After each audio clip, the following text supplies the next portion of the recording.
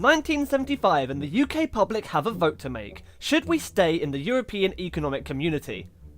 Probably. At the time, it was basically just 9 countries all deciding, hey, want to trade? Hey man, wanna trade 15k for your room scimitar? Yeah, sure man. Easy trade. A simpler time. Who would say no to that? The years flew by and the European Economic Community became the EU.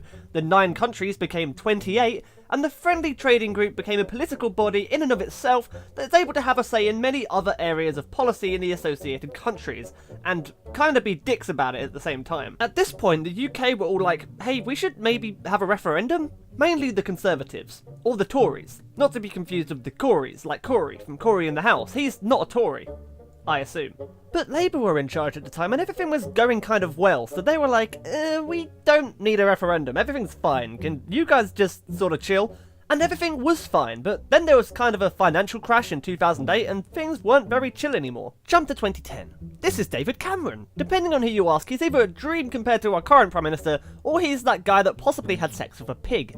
I personally believe, why not both? Cameron kinda didn't give a shit about leaving the EU, but his party, the Corys, did. Fortunately for him, he ended up in a coalition with the Liberal Democrats, so the EU issue was never actually going to become an issue. The general public was starting to get a little bit peeved about the increased amount of European migrants coming to work in the UK, especially after the financial crash in 2008. They were basically asking, where my country gone? These people varied from people who had honestly had their lives affected by this growth in migration and wanted a peaceful change, and some people who had deeply ingrained racism and xenophobia, who really just didn't want anybody who wasn't British in their country. They thought that Britain should always come first, and some people agreed with them, but most people were like, maybe chill? Labour, along with the Corys and Tories, really didn't pay these people much mind. So, a lovely man known for nothing but pleasantries by the name of Nigel Farage came onto the scene with a new political party. UKIP.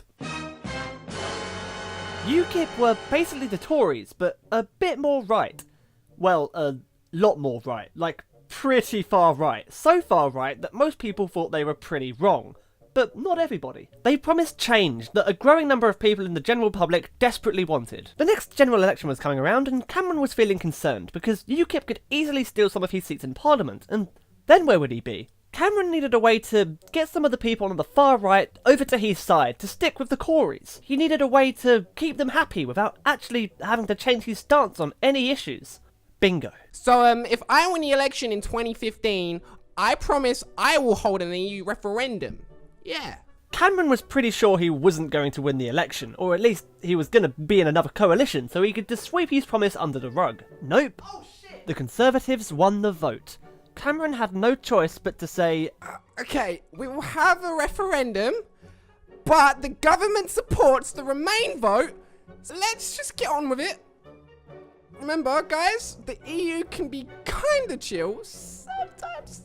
Think of all of the things that they have done for us. Meanwhile, Nigel Farage is here and he's just made some buses that say we give £350 million a year to the EU. We did it! And that all that money could go to the NHS. And also possibly maybe went slightly over budget in his campaigning. Illegal overspending! And maybe benefited from the previously mentioned xenophobia by stating that a Brexit could close the borders completely to all EU migrants. We couldn't! I'm trying to be unbiased here, guys, but pretty much everything Nigel Farage said in his Leave campaign eventually turned out to either be inaccurate. The £350 million a week we send to the EU, which we will no longer send to the EU, can you guarantee that's going to go to the NHS?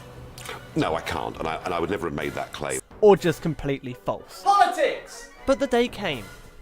June 23rd, 2016. The dice had been rolled, and it was time for the UK to come to terms with the result.